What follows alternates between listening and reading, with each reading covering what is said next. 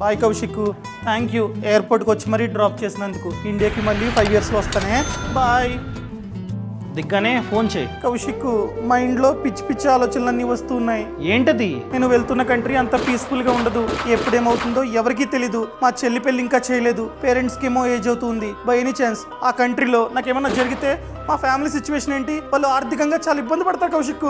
అరే అలా భయపడకరా, నీకేం కాదు. నీకు అంతగా భయం ఉందనుకో, ఒక టర్మ్ ఇన్సూరెన్స్ ప్లాన్ తీసుకో. ఇది తీసుకున్న తర్వాత ఆ కంట్రీలో నీకు రిస్క్ అయిందనుకో, ఇండియాలో ఉన్న నీ కుటుంబానికి కోట్లాది రూపాయలు వెళ్తాయి. ఆ దేశంలో ఆల్రెడీ చెక్ చేసా, ప్రీమియం చాలా ఎక్కువ ఉంది, అందుకనే తీసుకోలేదు కౌశిక్.